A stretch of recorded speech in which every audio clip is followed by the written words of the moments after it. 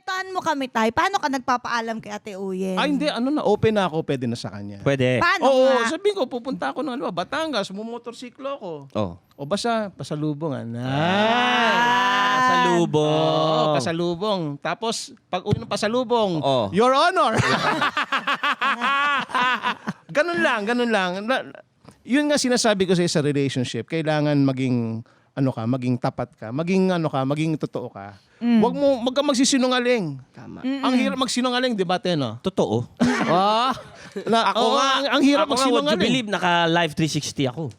Oo. Hindi, Ano yung Kwepes, Live di ka 360? nagpapatay? Ano yun? It's an app that with the members of her family. Kasama lahat, nakikita. Makita mo kung nasan kay lahat. Oh, ganda. Oo, kasi si Kwepes Live sabi niya 360. yan. So nakikita niya pag saan ka Alam niya kung pupunta. nasan ka, alam niya kung Hindi saan ka ba papunta. hindi ka ba offended sa ganon? Na parang bakit kailangan? Kasi Hindi may naman. mga lalaki na Wala ganon naman. pag Wala nilagyan na. ng Wala tao. naman akong Okay rin ginagawa naman masama. siya. Okay rin So, siya. okay lang yun. Kasi merong ibang lalaki kahit hindi nila, wala silang ginagawang masama, ayaw lang nila ng may ganon. Kasi hindi sila pumapayag kasi may Ginagawa ginagawa silang sila. hindi Yun. maganda at hindi magugustuhan ng misis nila. Sure ka dyan? Kaya wala akong 360.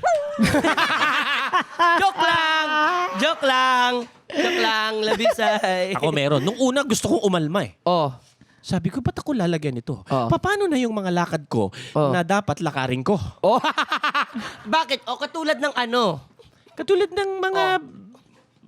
di ba may mga trabaho? Huwag kang mautal-utal, ayusin. Bonding. Bonding. Sa mga friends. Yung Friends. boys night. Boys ganyan. night. Boys out. night out. Oo. Kasi mapapagbibintang ka pa ako nito na...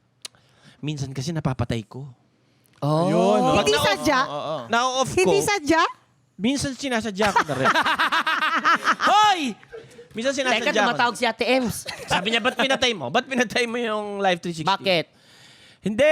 Ano lang, kasi para hindi ka na mag-isip kung nasan ako. Yun nga ang ayoko eh. Kaya nga nilagyan kita niya para at least alam ko kung nasaan ka. Yun lang naman ang akin. Oh. Eh, may next Wala question. akong pakialam sa ginagawa niyo dyan. Sabi niya gano'n. Oh. Wala Ano, akong ano? pakialam sa ginagawa niyo Oh, dyan. it's a Kung trap. gumagawa kayong tama o mali. Oy! Basta importante alam ko kung nasan ka. It's a trap. Para hindi na siya Trap. siguro text ng text, Diba? hindi na siya Nasaan nagnanag. Ka, nasaan ka? Kasi mahirap mag-alala pag nasa bahay ka rin. Tapos yung kapartner mo or yung miyembro ng bahay, miyembro ng mga anak mo, wala pa sa 10 oras ng gabi. Oh, yun na. At least yun na monitor mo, tapos alam mo kung nasaan sila. Oo. It's helpful naman. So, Pero ang pinakamagandang ako okay sa akin yun. Pero ang pinakamagandang app pa rin ay magsabi ka ng totoo. Yes. Alam mo, in relation to that, meron kasama din dun sa book na nabasa ko nga. Ayan po, ano po yan? Sabi dito, kapag meron kang request sa asawa mo, Ayan. it is important to only make requests. Clear requests. Yun ang pinaka-easiest way daw to get what you want. Example, boys night. So, magpapaalam ka, mahal, magbo-boys night kami sa sa Sabado, Okay. sa bahay ni ganito. Tapos uwi ako ganitong oras. Ganon. So, clear lang siya and direct. Kasi if you ask for what you want, you will get more of what you want, avoid conflict, and you will likely preserve your marriage. Sabing ganon. Importante naman talaga. Pag medyo umiidad ka na na nagiging family man ka na nagiging malapit ka na sa asawa mo, sa iyong mga anak. Hindi ba? Oy! Pero ano yung maa-advise ninyo kaya?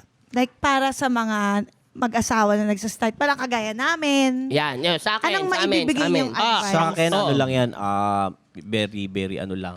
Give and take lang naman siguro. Ganun lang naman talaga yun. Sa amin ha, ayun sa ano.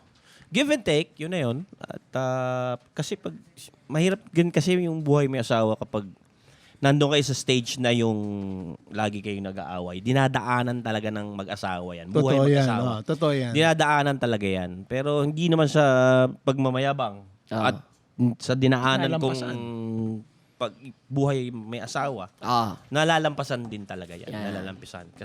Later on kasi, those years, brother, parang matututunan nyo na yung bawat mali, yung bawat bagay-bagay na hindi dapat, na wag mo nang gawin kasi nga magagalit Oo, totoo yan. At saka Huwag ka nang umulit. Huwag mo nang kontrahin kung anong gusto niya. Parang ganon. Give and take na lang. Pag gumagawa ka talaga ng mali, nakaka-stress eh.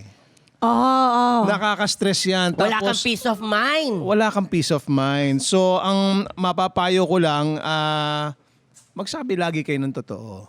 Kung magpapaalam kayo, sabihin nyo kung saan kayo. Di ba? At saka ito, napakahalaga nito, parang Ay. Bento. Siguro, ikaw, Buboy, lahat tayo siguro, yung pagsasama, haluan nyo ng humor.